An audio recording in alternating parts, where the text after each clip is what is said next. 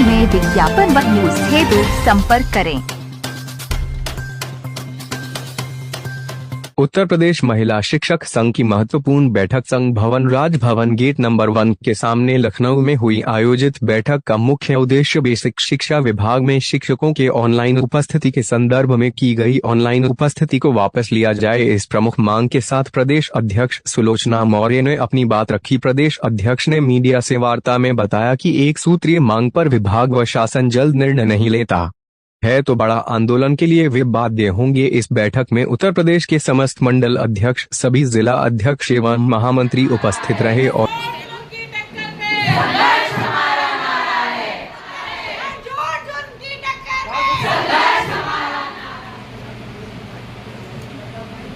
उत्तर प्रदेश महिला शिक्षक संघ की बैठक आज यहाँ पर रखी गई है, जिसमें प्रदेश से हमारे प्रदेश के कार्यकारी और जनपद के जिला अध्यक्ष, महामंत्री और मीडिया प्रभारी ये सभी यहाँ पर उपस्थित हुए हैं सैकड़ों की संख्या में। बेसिक शिक्षा विभाग में ऑनलाइन उपस्थिति को लेकर एक समस्या चल रही है, जिसमें आदेश ये है कि विद्यालयों में शिक्षक को समस्त पंजिका के साथ साथ बच्चों के छात्र उपस्थिति और फेस रीडिंग उनको अपलोड करना है प्रेरणा पोर्टल के माध्यम से। इसी के विरोध में यहाँ पर आज शिक्षक मीटिंग करने के लिए उपस्थित हुए हैं।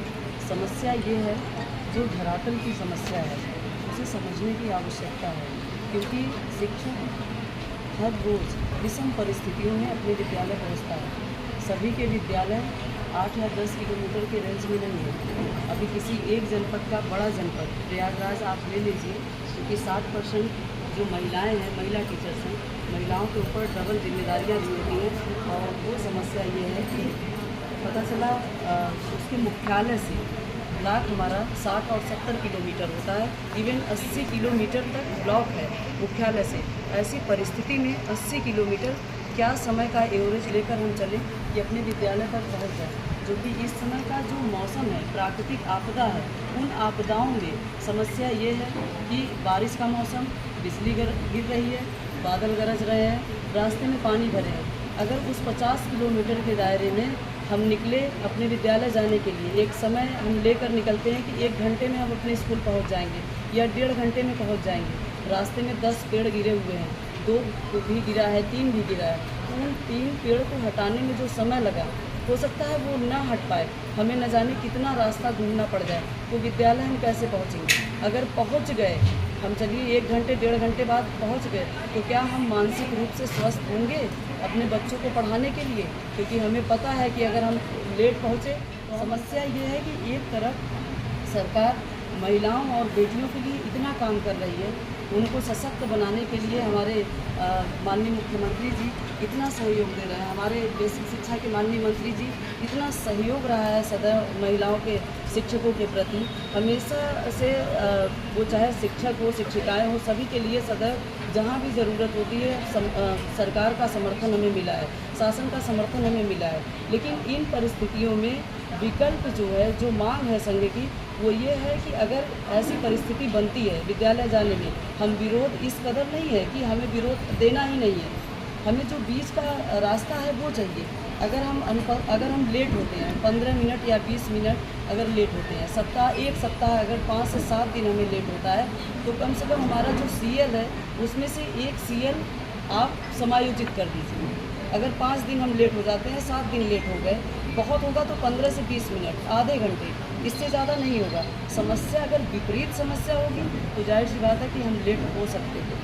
लेकिन उसमें एक विकल्प ये भी है कि वहाँ पर हमारे संबंधित खंड शिक्षा अधिकारी, हमारे संबंधित BSA जो हैं, उनको भी अधिकार दिया जाए कि स्पष्टीकरण के दौरान ही, जब स्पष्टीकरण हमसे ले लें उसके बाद ही हमें अनुपस्थित किया जाए या हमारा वेतन काटा जाए। विषम परिस्थितियां हैं, बहुत सारी समस्याएं आती हैं दूर दराज महिलाओं को जाने में या शिक्षकों को जाने में। ऐसे सिचुएशन में कैसे विद्यालय पहुँचे? उस शिक्षक, आप जनपद सिद्धार्थनगर देख लीजिए, जनपद बिजनौर देख लीजिए, जो तराई बेल्ट है जहाँ पर पानी लगातार विद्यालयों में भरा हुआ, 50% विद्यालय पानी से भरे हुए हैं, वहाँ पर बच्चों को कैसे पढ़ाएं हम बैठ? उस विद्यालय में कैसे जाएँ?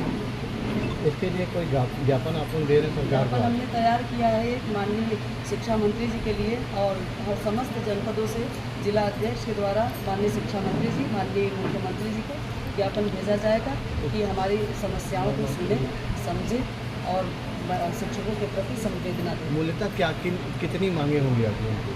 मांगे बहुत सारी हैं, मांगे पूरी ही तो नहीं होती, यही तो सबसे बड़ी समस्या है। शिक्षकों का स्थानांतरण होगा, किसी न किसी कारण से रुक जाएगा।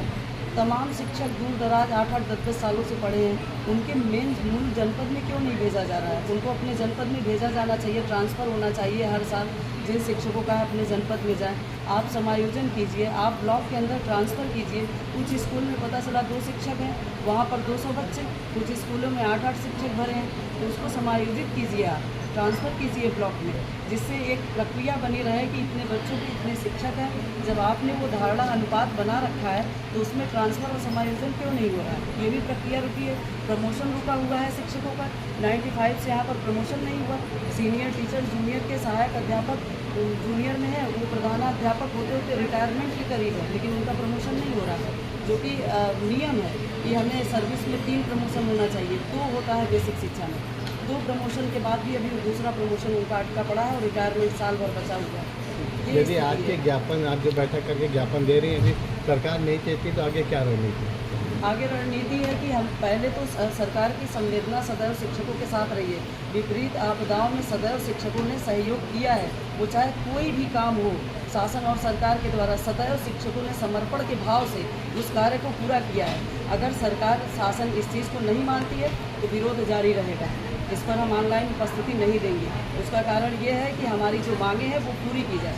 हम इस पे समर्थन देते हैं कि हम थोड़ा सा लेट होगा, थोड़ा सा समय का ध्यान रखते हुए हमें सहयोग दिया जाए, हमारे प्रति सहानुभूति दिखाई जाए। इस तरह से शिक्षकों पर आरोप लगाना ये ठीक नहीं है। समाज में शिक्षकों की एक प्रतिष्ठा है, गुरु का दर्जा है, आप उसे अपमानित नहीं कर सकते। अगर आप अपमानित करेंगे तो कहीं ना कहीं हम मानसिक रूप से अस्वस्थ होंगे और शिक्षा को आगे बढ़ाने में अस्वस्थता आएगी। ठीक, ओके।